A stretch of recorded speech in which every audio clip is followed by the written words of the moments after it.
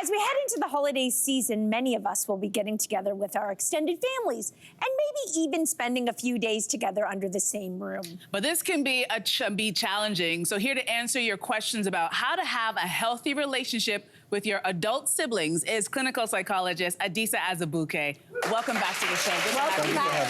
Thank you so much for being here. This is a really interesting one, and we got a lot of questions, and thematically a lot of them landed on this first one, which is how to set boundaries with an older sibling who still treats you like a kid. Okay. Wow. What's your advice? Well, Who's snapping over here?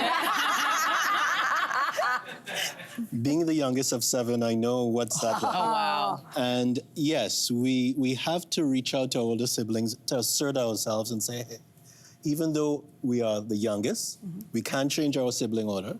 You love me, and even when you're treating me like if I can't take care of myself, that's your way of showing me that you love me. I would like you to treat me like a competent, functioning adult. It's tough, because they have a certain way of responding to you, and you can never change that sibling order. Yeah. But as you grow and create your own families, you expect a certain level of respect and acknowledgement. So gently let them know that going forward, you'll remind them each time that they're treating you as a child, that you'll remind them so that they can change that habit. It may take a long while for them to do it, but it's important that you start that conversation. We often avoid and we don't approach thinking that we're going to cause too much problems, but it's best to respond. That sounded like my middle name. Often avoid and don't approach. That is On the flip side, though, Adisa, how can we ensure that as maybe an elder sibling, I'm speaking as a firstborn, that you don't always approach your younger siblings as like the fixer, like I'm going to fix it all for you, even as adults? Well, I don't know if you're really interviewing me and talking about me, because as a psychologist with a lot of siblings who are engineers, techie types, and machinists, I know that seduction of being a fixer. It's, again, important to set boundaries, because often your siblings think that you are going to rush in and rescue because you have the professional acumen, or you may have the financial position, or you may have the professional position. So boundaries, setting boundaries around what you can do and what they can do. And also, oftentimes we have to respect our siblings in the lives that they have created. They may not live up to our wishes, our hopes, and our expectations. But they need to create their own lives, and we can step back and look at that, support them, but not rescue them at every instance. This next one's tricky, because I think many of us are in a situation where our parents are getting older and maybe they need a little more care. So how do we deal with the situation where we feel maybe one sibling isn't pulling their weight when it comes to the parental care? Yes. Big one. Everyone's feeling that one. That's a thorny issue that could really blow up any family. And most often there's often cultural issues and gender issues of daughter over son taken care of, or cultural and firstborn issues of firstborn over the rest. Or sometimes because somebody is the wealthy or the more successful, the expectations are they're going to take care of the parents. And often we don't talk about what our role should be before our parents' needs are emergent. If I can ask people to remember to have that conversation this Christmas, this holiday season, because we need to talk about this before it happens. The thing to do is you reach out to that sibling and ask, what are you willing to do? Let's have a frank conversation. What's your willingness? What's your capabilities? Because often we are angry. But by reaching out. No, I didn't mean it like that. That's okay. But by reaching out and talking and finding out what are the reasons for their behavior, what are the reasons for their inability to help, you could come away and maybe negotiate what are they willing to do differently in the future, or what are the lowest hanging fruit they can do to help. And if you haven't had that conversation beforehand and your parent actually needs help and you're in that crisis, how do you fix it while it's going on? Well, while it's going on, I am a great believer in pulling together a meeting of some sort, bringing them and asking them what they can do.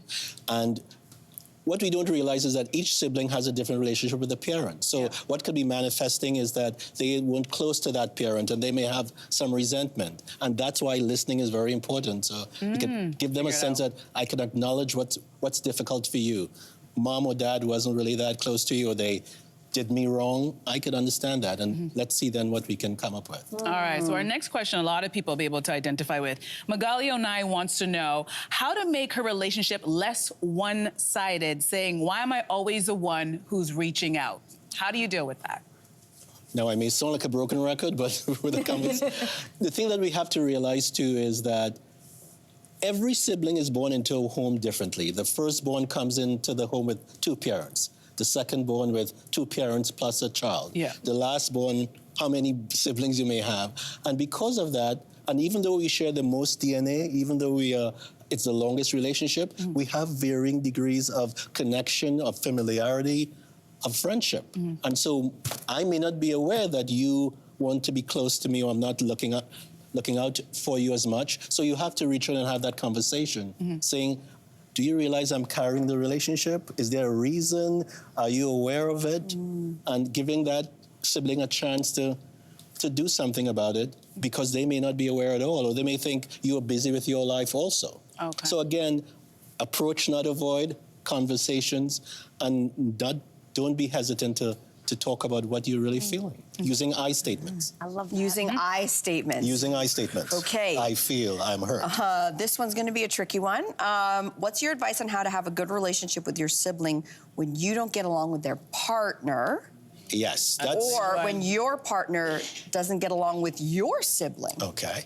Well, you don't have to love and get along with your sibling's partner for you to have a good relationship. Okay. It's harder, but it's doable.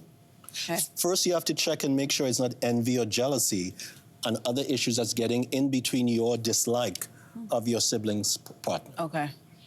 Once you recognize that that's not so, you make sure that you let your partner know, let your sibling know that you will not in any way hurt their relationship or the relationship with their partner, and you'll be civil. As I've often said, civility, civility, civility. And that you will be there for them.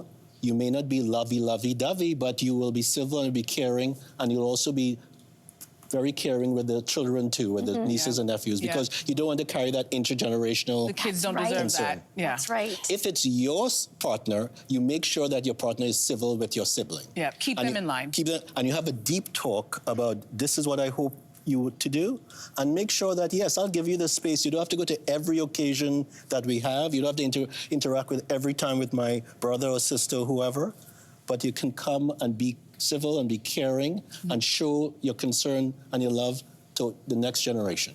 I love that. Good answer. That's a great way to end, and a great message. Adisa, thank you as always for your wisdom and your knowledge. There may be some interesting conversations at the holiday table this year. Yes, Thank you again so Thank you. much. Hey there, what did you think? Drop your comments below and join the conversation. And don't forget to like and subscribe so you can find more on everything from food and fashion to pop culture and current events. See you soon.